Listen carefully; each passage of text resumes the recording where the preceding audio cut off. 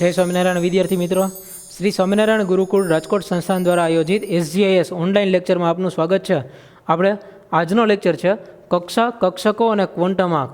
એનો મતલબ એમ થશે હવે આજના લેક્ચરથી કે આપણે દરેક તત્વની ઇલેક્ટ્રોન રચના સમજવા તરફ જઈ રહ્યા છીએ। દરેક તત્વની ઇલેક્ટ્રોન રચના કેવી રીતે નક્કી કરવી એ આપણે જોશું। અત્યાર સુધીના લેક્ચરમાં આઇસોટોન, આઇસોબાર આવું બધું આપણે જોયું છે, બરાબર। છેલ્લે આપણે એ કર્યા છે આઇસોટોન્સ, આઇસોબાર, આઇસોડાયાફર્સ, આના વિશે માહિતી મેળવેલી છે। તો હવે જોઈ છીએ ક્વોન્ટમ આંક। તો ક્વોન્ટમ આંક શીખતા પહેલાં થોડુંક આપણે કક્ષા અને કક્ષકો કોને કહેવાય એના વિશેની બેઝિક માહિતી લઈ લઈએ। તો બેઝિક માહિતી પહેલી વાત તો એ છે કે કોઈ પણ પરમાણુ હોય તો પરમાણુનું કેન્દ્ર, પરમાણુના કેન્દ્રમાં હંમેશા પ્રોટોન અને ન્યુટ્રોન હોય, બરાબર છે। કેન્દ્રમાં હંમેશા પ્રોટોન અને ન્યુટ્રોન હશે। ઇલેક્ટ્રોન છે એની આજુબાજુ ફરતા હશે, બરાબર, અલગ અલગ આમ માર્ગમાં ફરતા હોય છે। તો આ રીતે અહીંયા ઇલેક્ટ્રોન રહેલા હોય છે। આ ઇલેક્ટ્રોન, ઇલેક્ટ્રોન આ બધી જગ્યાએ ઇલેક્ટ્રોન ફરતા હોય છે। તો આ રીતે ખરેખર પરમાણુનું બંધારણ હોય। કેન્દ્રમાં પ્રોટોન અને ન્યુટ્રોન રહેલા હોય અને ઇલેક્ટ્રોન કેન્દ્રની આસપાસ ભ્રમણ કરતા હોય છે। તો આ જે ભ્રમણ કરતા હોય છે આના માટેની ઇલેક્ટ્રોન રચના, તો કે આને તમે કક્ષા કહેતા હતા। પહેલી કક્ષા, આ કક્ષા નંબર 1 કહેવાય, આ કક્ષા નંબર 2, આ 3, આ 4। તમે એ લોકો આગળના ધોરણમાં જે 9મા 10મા ધોરણમાં જો ઇલેક્ટ્રોન રચના ભણ્યા હોય તો તમે ઇલેક્ટ્રોન રચના એમાંથી આ રીતે ભણેલા છો। અમુક ઇલેક્ટ્રોન રચનાઓ કે એની અંદર તમને માનો કે હાઇડ્રોજનની ઇલેક્ટ્રોન રચના પૂછે તો તમે લખો તો 1, હિલિયમ પૂછે તો તમે લખો છો 2, લિથિયમ પૂછે તો એના માટે લખો છો 2, 1, બેરિલિયમ માટે લખતા હતા 2, 2, boron 2, 3, carbon 2, 4, nitrogen 2, 5, oxygen 2, 6, fluorine આના માટે લખતા હતા 2, 7 અને નિયોન માટે લખતા હતા 2, 8। આ જે તમે ઇલેક્ટ્રોન લખતા હતા આ તમે એવી રીતે દર્શાવો છો ઇલેક્ટ્રોન કે પહેલો ઇલેક્ટ્રોન છે, આ બીજો ઇલેક્ટ્રોન, આ 2 અને 1, એટલે કે પહેલા 2 ઇલેક્ટ્રોન છે એ અંદર રહેલા છે, પહેલી કક્ષામાં રહેલા છે આ 2 ઇલેક્ટ્રોન, બરાબર। આના માટે 2 કર્યા અને પછી આ લખ્યો 1, એ 1 ઇલેક્ટ્રોન અહીંયા બીજી કક્ષામાં રહેલો છે।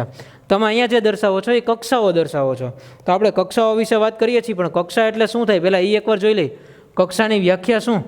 તો કક્ષા એટલે થશે કે કેન્દ્રની આસપાસનો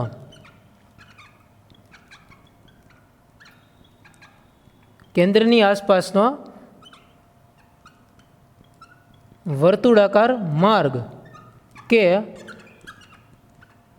જેના પર ઇલેક્ટ્રોન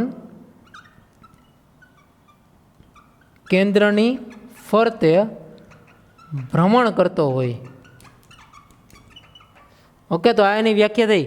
કેન્દ્રની આસપાસનો એવો વર્તુળાકાર માર્ગ કે જેના પર ઇલેક્ટ્રોન કેન્દ્રની ફરતે ભ્રમણ કરતો હોય એને કહેશું કક્ષા।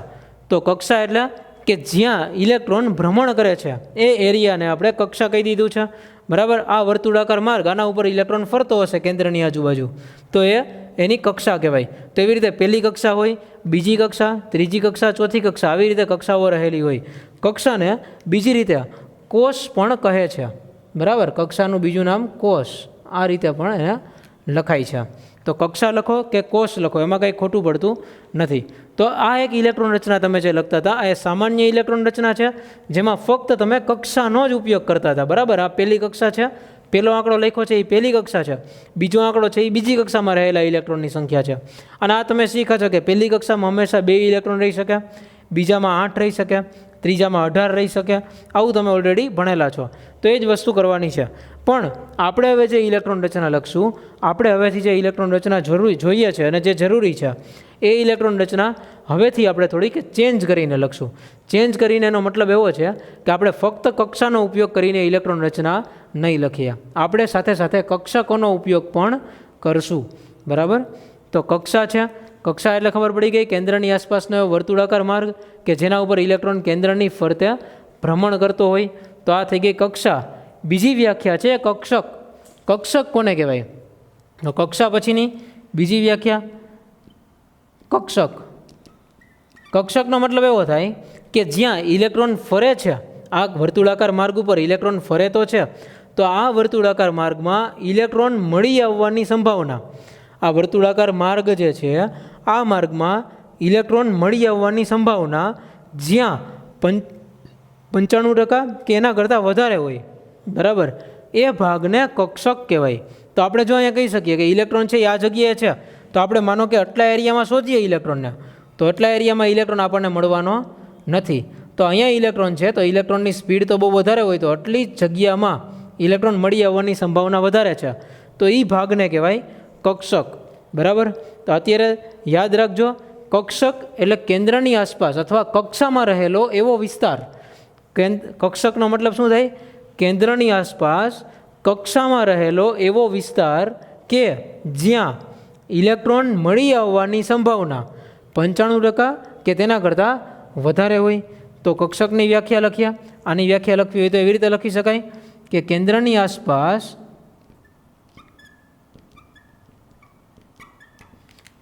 આસપાસ કક્ષામાં રહેલો એવો વિસ્તાર કે જ્યાં ઇલેક્ટ્રોન મળી આવવાની સંભાવના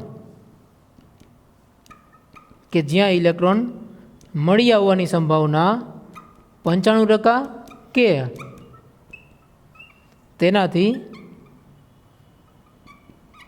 વધુ હોય, બરાબર. કે જ્યાં ઇલેક્ટ્રોન મળી આવવાની સંભાવના 95% કે તેના કરતાં વધારે હોય એવા વિસ્તારને કહેવાય કક્ષક. તો કક્ષા અને કક્ષક આ બંને શું છે એ ખબર પડી ગઈ. તો કક્ષા એટલે કે એવો વર્તુળાકાર માર્ગ કે જેની ફરતે ઇલેક્ટ્રોન, જેમાં પર ઇલેક્ટ્રોન ભ્રમણ કરતો હશે. અને કક્ષક એટલે એવો વિસ્તાર કે જ્યાં ઇલેક્ટ્રોન મળવાની સંભાવના 95% કે તેના કરતાં વધારે હોય. ઓકે, તો આપણને આ બે વ્યાખ્યાઓ ખબર પડી ગઈ છે.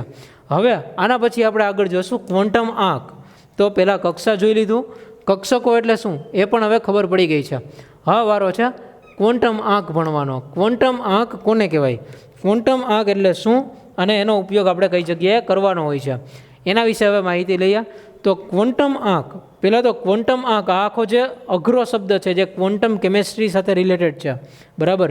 ક્વોન્ટમ કેમેસ્ટ્રી ઓલરેડી અઘરું છે, તો ક્વોન્ટમ આંક આ સમજવું તમને પ્રેક્ટિકલી સમજવું થોડુંક અઘરું પડે, પણ કોમન રીતે યાદ રાખો કે ક્વોન્ટમ આંક, જો આને હવેથી આપણે જેમ યાદ રાખશું એ રીતે છે આપણી મેથડ મુજબ અને આપણી ટ્રીક મુજબ. ક્વોન્ટમ આંક આનું ગુજરાતી કે આનો મતલબ તમારે એટલો જ સમજવાનો છે કે ઇલેક્ટ્રોનનું એડ્રેસ, બરાબર છે. ઇલેક્ટ્રોન કઈ જગ્યાએ રહેલા હશે ઇલેક્ટ્રોનનું એડ્રેસ દર્શાવે છે એ છે ક્વોન્ટમ આંક. એટલે કોઈ પણ તત્વ હોય તો એ તત્વમાં કોઈ પણ એક ચોક્કસ ઇલેક્ટ્રોન વિચારો, જેમ કે કાર્બન છે, તો કાર્બનની અંદર આપણે ભણ્યા છીએ કે એમાં 6 ઇલેક્ટ્રોન છે, તેમાંથી હું ત્રીજા ઇલેક્ટ્રોનની વાત કરું છું. તો ત્રીજો ઇલેક્ટ્રોન એક્ઝેક્ટલી કઈ જગ્યાએ આવેલો છે, બરાબર.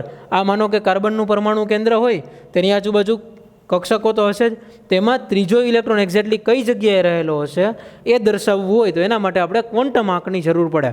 ક્વોન્ટમ આંક એટલે આપણે સમજી શકાય કે ઇલેક્ટ્રોનનું એડ્રેસ છે, બરાબર. જેમ આપણે આપણું એડ્રેસ લખતા હોય તેમાં આપણે સૌથી પહેલાં મહત્ત્વનું હોય, જો નીચેથી લખીએ તો શું લખતા હોય? સૌથી મહત્ત્વનું હોય ગામનું નામ હોય અથવા તો શહેરનું નામ હોય. પછી એનીથી ઉપર લખતા હોય તો સોસાયટી હોય, આપણી કઈ સોસાયટી છે, બરાબર, એ હોય. પછી એક શેરી નંબર હોય કે આપણે જે મકાન નંબર કે શેરી નંબર લખતા હોય અને એની ઉપર હોય મકાનનું નામ, બરાબર. આ રીતે આપણે આપણું એડ્રેસ લખતા હોય. તો જે 4 પેરામીટર છે આના દ્વારા આપણને આપણી ખબર પડી જાય, આપણું એડ્રેસ મળી જાય. મકાનનું નામ, શેરી નંબર, સોસાયટીનું નામ અને ગામનું નામ, બરાબર. આ 4 ઉપરથી આપણને મકાનનું એડ્રેસ ખબર પડે. આ જ રીતે ઇલેક્ટ્રોનનું એડ્રેસ નક્કી કરવા માટે પણ 4 પેરામીટર રહેલા છે, બરાબર. ઇલેક્ટ્રોન કોઈ પણ તત્વમાં કઈ જગ્યાએ રહેલો છે, બરાબર, ચોક્કસ જગ્યાએ. અને કોઈ પણ ઇલેક્ટ્રોન, એવું નહીં કે એક જ ઇલેક્ટ્રોનની વાત થઈ છે. આમાં જે 6 ઇલેક્ટ્રોન છે, 6માંથી કોઈ પણને સિલેક્ટ કરો, એ દરેકનું આપણે ઇલેક્ટ્રોનનું એડ્રેસ પણ આપણે દર્શાવી શકીએ કે ઇલેક્ટ્રોન છે એ કઈ જગ્યાએ રહેલો છે. ઇલેક્ટ્રોનની સ્થાન આપણે નક્કી કરવું હોય કે એનું એડ્રેસ નક્કી કરવું હોય તો આપણે નક્કી કરવા માટે ક્વોન્ટમ આંકનો ઉપયોગ કરવો પડે છે, બરાબર. તો ક્વોન્ટમ આંક, હવે આપણે ક્વોન્ટમ આંક વિશે જોશું. તો ક્વોન્ટમ આંક કુલ 4 છે, બરાબર. 4 પ્રકારના ક્વોન્ટમ આંક છે અથવા તો 4 ક્વોન્ટમ આંક છે એમ કહી શકાય. એટલે કે જેમ આપણે આ 4 પેરામીટર કીધા એ 4 એના પેરામીટર છે. તો સૌથી પહેલો ક્વોન્ટમ આંક છે એ છે મુખ્ય ક્વોન્ટમ આંક. મુખ્ય ક્વોન્ટમ આંક જેને n દ્વારા દર્શાવાય છે. મુખ્ય ક્વોન્ટમ આંક એટલે n દ્વારા દર્શાવાય છે. જે એન છે સ્મોલ એન કરેલો છે એ મુખ્ય ક્વોન્ટમ આંક છે ને એ દર્શાવતો હોય છે કોઈ પણ તત્વની અંદર રહેલા ઇલેક્ટ્રોનની કક્ષાનો ક્રમ, બરાબર છે. તો મુખ્ય ક્વોન્ટમ આંક જે એન છે એ શું દર્શાવે છે? તો કે કક્ષાનો ક્રમ દર્શાવશે, કક્ષાનો ક્રમ દર્શાવે. તો એક્ઝેક્ટલી કક્ષાનો ક્રમ દર્શાવે છે, પણ આપણે કક્ષાના ક્રમ દ્વારા આપણે બીજું કંઈ નક્કી ન કરી શકીએ. પહેલી કક્ષા બીજી કક્ષા એટલું જ નક્કી કરી શકીએ. તો એનનું મૂલ્ય હંમેશા પોઝિટિવ હોય, 1 2 3 4 આ રીતે હશે, બરાબર. તો મુખ્ય ક્વોન્ટમ આંક છે એનું મૂલ્ય હંમેશા પૂર્ણાંક સંખ્યા હશે અને 0 સિવાયની પૂર્ણાંક સંખ્યા 1 થી શરૂ થતી હશે, 1 2 3 4 આ રીતે. જો મુખ્ય ક્વોન્ટમ આંક 1 હોય તો એના માટેનો સિમ્બોલ કેપિટલ કે છે, 2 હોય તો સિમ્બોલ એમ છે, 3 હોય તો એન છે, એલ કે પછી એલ છે જ્યાં એમ નથી. તો આનો મુખ્ય ક્વોન્ટમ આંક જો કે એન બરાબર 1 હોય તો કે આવશે, એન બરાબર 2 હોય તો બનશે એલ, એન બરાબર 3 હોય તો બનશે એમ, પછી આવશે એન. આ રીતે કે એલ એમ એન ઓપી આ રીતે ચાલે છે, બરાબર. તો મુખ્ય ક્વોન્ટમ આંક 1 2 3 4 કે એલ એમ એન એના દ્વારા દર્શાવી શકાય. તો જે પહેલી કક્ષા છે જે આપણે અહીંયા 1 લખ્યો એને આપણે કે દ્વારા દર્શાવી શકીએ, બીજી કક્ષા છે એને એલ દ્વારા દર્શાવી શકીએ, ત્રીજું એમ છે અને ચોથું એન છે. ખાસ ધ્યાન રાખજો આમાં બધા જ કે એલ એમ અને એન આ ચારે ચાર કેપિટલ લખેલા છે, બરાબર. આમાં કોઈ સ્મોલ લખેલું નથી. તો મુખ્ય ક્વોન્ટમ આંક છે એ કક્ષાનો ક્રમ દર્શાવે, અથવા તો આપણે કક્ષાની ઉર્જા પણ સમજી શકીએ, ત્યાં ઉર્જા પણ દર્શાવતો હોય, બરાબર છે. કે જેમ એનનું મૂલ્ય વધારે એમ એની ઉર્જા પણ વધારે છે એવું કહી શકાય, બરાબર. તો કક્ષાનો ક્રમ અને સાથે સાથે ઉર્જા પણ દર્શાવે છે. આ થઈ ગયો મુખ્ય ક્વોન્ટમ આંક. સમજો ચારે ચાર ક્વોન્ટમ આંક. અત્યારે આપણે ચારેય ક્વોન્ટમ આંક સમજશું જ્યારે આપણે બીજું ચેપ્ટર આખું ભણશું પરમાણુનું બંધારણ કેવું છે, બરાબર. પરમાણુના બંધારણ વિશે જ્યારે આપણે આખું ચેપ્ટર ભણશું ત્યારે તમને એક્ઝેક્ટલી ખ્યાલ આવશે કે આની અંદર દરેક ક્વોન્ટમ આંક કે ઇલેક્ટ્રોનના સ્થાન નક્કી કરવા માટે આવા ક્વોન્ટમ આંકની આપણને જરૂર શું કામ પડી, બરાબર. ખરેખર એવા હાઇઝનબર્ગના સિદ્ધાંત મુજબ જોઈએ તો ક્વોન્ટમ આંક એટલે કોઈ પણ એક ઇલેક્ટ્રોનનું સ્થાન, બરાબર. હાઇઝનબર્ગનો સિદ્ધાંત એવું કહે છે કે કોઈ પણ ઇલેક્ટ્રોનનું સ્થાન અને એનું વેગમાન બંને આપણે એકસાથે નક્કી કરી શકીએ નહીં, એટલી સ્પીડમાં ઇલેક્ટ્રોન ફરતો હોય છે. તો એના માટે થઈને આપણે અલગ મેથડથી ક્વોન્ટમ આંક ઉપર આવ્યા છીએ, બરાબર. અહીંયા સુધી કેવી રીતે પહોંચ્યા એની માહિતી બધી તમને સેકન્ડ ચેપ્ટરમાં મળશે. અત્યારે જે ટોપિક છે ક્વોન્ટમ આંક એના ઉપર ફોકસ કરવાનું છે ને ક્વોન્ટમ આંક શીખી અને આના ઉપરથી આપણે ઇલેક્ટ્રોન રચનાઓ શીખવાની છે. આપણો ટાર્ગેટ એટલો છે કે ચારે ચાર ક્વોન્ટમ આંક આવડી જાય આપણને, દરેક તત્વના ક્વોન્ટમ આંક, દરેક ઇલેક્ટ્રોનના ક્વોન્ટમ આંક નક્કી કરી શકીએ અને દરેક તત્વની ઇલેક્ટ્રોન રચના પણ આપણે લખી શકીએ. આ આપણો ટાર્ગેટ છે. અત્યારના જે ટોપિક શીખવો છે એના માટે આપણે આટલું શીખવું છે. તો પહેલું થઈ ગયું મુખ્ય ક્વોન્ટમ આંક, એન બરાબર 1 2 3 4 કે એલ એમ એન પણ લખી શકાય, ઓકે. પછી બીજો ક્વોન્ટમ આંક છે એ છે ગૌણ ક્વોન્ટમ આંક.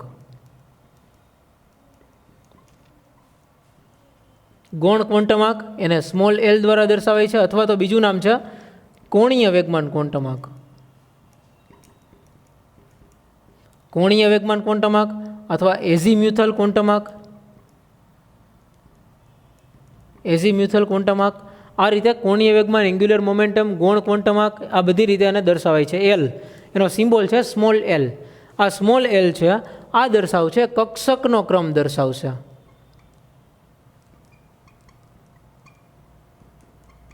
કક્ષકનો ક્રમ દર્શાવે. તો જો કક્ષા છે દરેકે દરેક કક્ષા હોય એની અંદર કક્ષક રહેલી હોય, બરાબર છે. દરેક કક્ષા છે એની અંદર કક્ષક તો રહેલી જ છે. તો એ કક્ષક કઈ જગ્યાએ છે, કેટલીક પ્રકારની છે, કયા પ્રકારની છે, કક્ષક કઈ છે એ દર્શાવશે અહીંયાથી એલ દ્વારા. તો એલ દ્વારા એવું દર્શાવી શકાય કક્ષકનો ક્રમ જ્યાં એલનું મૂલ્ય હંમેશા 0થી શરૂ કરી અને n-1 સુધી હોય. 0થી n-1, જ્યાં n એટલે મુખ્ય ક્વોન્ટમ આંક છે. માનો કે n બરાબર 2 હોય તો એલનું મૂલ્ય 0થી 1 સુધી હોય, બરાબર. તો 0 અને 1 આ બંને મૂલ્ય એલના આવે. એલનું મૂલ્ય 0થી n-1 સુધી હોય અને એલની કિંમત હંમેશા 0થી શરૂ થાય, 0 1 2 3 4 5 આવી રીતે હોઈ શકે, બરાબર. જો 0 હોય તો એના માટે S હોય, 1 માટે P, 2 માટે D, 3 માટે F, SP D F G H આ રીતે લખવાના હોય છે, બરાબર છે. તો જો એલ બરાબર 0 હોય તો એના માટે એસ કક્ષક કહેવાય. હવેથી આને એસ કક્ષક એવું બોલાય. આ પી કક્ષક કહેવાય, આ ડી કક્ષક, એફ કક્ષક, જે આપણે તમને યાદ હોય તો આવર્ત કોષ્ટક ભણ્યા હતા એની અંદર આપણે એસ, પી, ડી અને એફ 4 વિભાગો ભણ્યા હતા. એ 4 વિભાગ હતા એ આના ઉપરથી જ નામ આવ્યા હતા, એસ, પી, ડી અને એફ. એસ કક્ષક, પી કક્ષક, ડી કક્ષક અને એફ કક્ષક, એવી રીતે જી, એચ, આઈ બધી કક્ષકો હોય. બરાબર, તો આવી રીતે એની કક્ષકો પણ રહેલી હશે. એચ પછી આઈ પછી જે નો આવે, આઈ જે કે સુધી હોય. બરાબર છે, આવી રીતે હોય જ છે, પણ આપણે અત્યાર સુધી એફ કક્ષક સુધીમાં જ બધું ભરાઈ જાય છે. પણ ક્યારેક ક્વેશ્ચન પૂછેલા હોય એની અંદર આપેલું હોય તો તમને ખ્યાલ આવવો જોઈએ કે જે કક્ષક ક્યારેય હોતી નથી. બરાબર, તો જ્યારે 5 હોય તો એચ, 6 હોય તો આઈ, 7 હોય તો કે, આ રીતે જવાનું હોય છે. ઓકે, તો કક્ષકનો ક્રમ દર્શાવે છે એલની કિંમત 0 થી n-1 સુધીની હોય છે. આ થઈ ગયો ગૌણ ક્વોન્ટમાર્ક. ગૌણ ક્વોન્ટમાર્ક કક્ષકનો ક્રમ અને મુખ્ય ક્વોન્ટમાર્ક છે એ કક્ષાનો ક્રમ દર્શાવે. કઈ કક્ષક છે, માનો કે એમ કહી કે n બરાબર 2 છે એટલે બીજી કક્ષા છે અથવા એલ કક્ષા હાજર છે, એલ કક્ષા હાજર હોય તેની અંદર કયો કયો કક્ષકો હાજર હોય, તો n બરાબર 2 છે તો અહીંયા 2 મૂકવાના, તો 2 - 1 એટલે 1, તો 0 થી 1 એટલે કે 0 અને 1 બે મૂલ્ય હાજર હશે. એટલે જ્યારે n બરાબર 2 હોય ત્યારે એની અંદર 0 અને 1 આવી બે કક્ષકો હાજર હોય, એટલે એસ અને પી હાજર હોય છે. તો આ ગૌણ ક્વોન્ટમાર્ક છે. આ થઈ ગયું બીજો ક્વોન્ટમાર્ક. ત્રીજું છે ચુંબકીય ક્વોન્ટમાર્ક.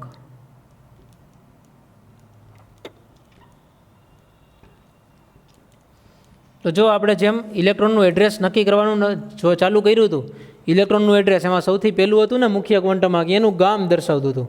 બરાબર, એટલે કે કઈ કક્ષા છે એ મહત્ત્વની વાત આવી ગઈ. પછી એની સોસાયટી, એટલે અહીંયા આવ્યો કક્ષકનો ક્રમ.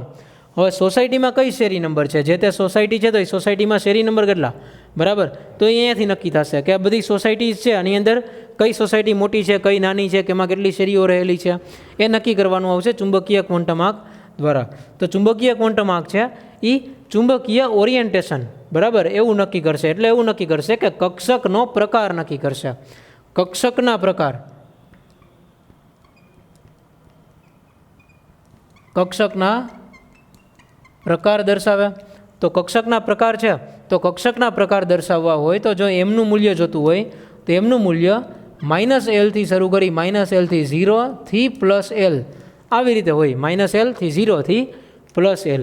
આ આપણને કક્ષકનું પ્રકાર દર્શાવે છે. તો જો l બરાબર 0 હોય તો આનું એમનું મૂલ્ય 0 જ રહેવાનું છે. l બરાબર 1 હોય તો આનું એમનું મૂલ્ય -1, 0 અને +1 આવું થઈ જશે. પછી l બરાબર 2 હોય તો -2, -1, 0, +1, +2 આ રીતે થશે. તો ચુંબકીય ક્વોન્ટમાર્ક છે એ કક્ષકના પ્રકાર દર્શાવે છે. તો એમની કિંમત -l થી 0 થી +l જેટલી હોય. અને બીજી રીતે જો એમની કિંમત લખીએ તો એમની કિંમત 2l + 1 જેટલી હોય. બરાબર, આપણે એમને એમ કહીએ કે કેટલા પ્રકાર હોય, 3 પ્રકાર હોય, 6 પ્રકાર હોય, 5 પ્રકાર હોય, તો એ 2l + 1 દ્વારા મળી જાય. પણ કયા કયા પ્રકાર હોય તો એ પ્રકાર આપણે આના દ્વારા નક્કી કરી શકીએ. આપણે એક ઉદાહરણ લઈને જોઈએ. હવે આપણે ત્રણેય ભણી લીધા છે તે ઉદાહરણથી આપણે નક્કી કરી શકશું. મુખ્ય ક્વોન્ટમાર્ક n છે, ગૌણ ક્વોન્ટમાર્ક છે, અને આ ચુંબકીય ક્વોન્ટમાર્ક છે. તો આની અંદર આપણે કિંમતો મૂકતા જઈએ. તો જો n બરાબર 1 હોય ત્યારે આ l બરાબર કેટલા હોઈ શકે, 0 થી n-1, એટલે 0 થી 1-1, તો 0 થી 0 સુધી જ આવે.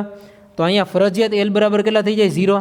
અને બીજી એક વાત આપણે આની અંદરથી શીખા કે જો 0 થી n-1 હોય તો આપણને ખબર પડી ગઈ કે n અને l આ બે કિંમત ક્યારેય પણ સરખી હોતી નથી. n is never equals to l.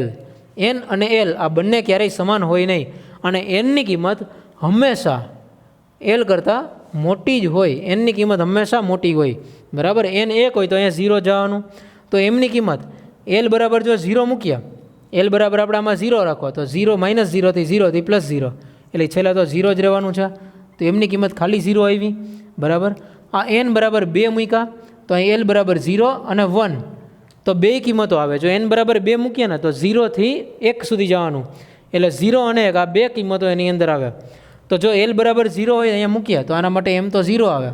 l બરાબર 1 મૂકીએ તો કિંમત મળે -1, 0 અને +1, આ 3 કિંમતો મળે. બરાબર, તો આવી જ રીતે n બરાબર 3 મૂકીએ તો અહીંયા l મળશે 0, 1 અને 2, તો આમાં mની કિંમત 0 બનશે, -1, 0 અને +1 અને 2 હોય તો -2 -1 0 +1 અને +2 આ રીતે બનશે. તો આ રીતે એની કિંમતો મળતી જશે. જો 4 મૂકીએ તો એ મુજબ થશે. તો અહીંયા જો 4 મૂકીએ તો આવશે 0 1 2 3 0 0 -1 0 અને +1 2 માટે -2 -1 0 +1 +2 3 માટે -3થી શરૂ કરવાનું આવશે 0 +1 +2 +3 આ રીતે લખવી પડશે બધી કિંમતો. તો જોઈએ હવે એમાં કઈ કઈ કિંમતો આપણે લખી છે ને કેવી રીતે કિંમતો લખી. તો L બરાબર 0 હોય ત્યારે કક્ષક કઈ હોય? L બરાબર 0 હોય ત્યારે S કક્ષક હોય તો આ S કક્ષક છે. L બરાબર 1 હોય ત્યારે કક્ષક P છે તો આ 1 હોય ત્યારે P તો આ S જ હોય. આ 0 એટલે S 1 એટલે P અને 2 એટલે D હોય. એવી રીતે અહીંયા S P D અને F ચારે ચાર કક્ષકો હશે. તો આ રીતે આપણે કક્ષકો નક્કી કરી. એનો મતલબ એમ કે જ્યારે n બરાબર 2 હોય એટલે કે બીજી કક્ષા હાજર હોય તો બીજી કક્ષામાં S અને P આ બે કક્ષકો હાજર હોય છે. બરાબર. ત્રીજી કક્ષા હોય તો ત્રીજી કક્ષામાં S P અને D આ 3 કક્ષકો હાજર હોય છે. ચોથી કક્ષામાં S P D અને F આ 4 કક્ષકો હાજર હોય છે. બરાબર. આ રીતે નક્કી કર્યું. અને હજી એક બીજી વાત મહત્ત્વની કે જો m બરાબર 0 છે એનો મતલબ અહીંયા એક જ કિંમત લખી છે. કિંમત કેટલી લખી છે? 1. આમાં પણ એક કિંમત લખી. અહીંયા 3 કિંમતો લખી છે -1 0 અને +1. એનો મતલબ એમ કે S કક્ષકનો એક પ્રકાર થાય. S કક્ષક છે એના માટે એક જ પ્રકાર આવે. P કક્ષક છે એના માટે 3 પ્રકાર આવે. આ S કક્ષક માટે એક પ્રકાર, P કક્ષક માટે 3 પ્રકાર, D કક્ષક માટે 5 પ્રકાર આવ્યા. એવી જ રીતે અહીંયા 1 3 5 અને F કક્ષક છે તેના માટે ટોટલ 7 પ્રકાર આવે. તો આ રીતે આપણે નક્કી કરી શકીએ કે કેટલા પ્રકાર આવે. તો જો S કક્ષક હોય તો એના માટે એક પ્રકાર જ હોય ફરજિયાત. P કક્ષક હોય તો એના માટે 3 પ્રકાર આવે, D કક્ષક માટે 5 આવે અને F કક્ષક માટે 7 આવે.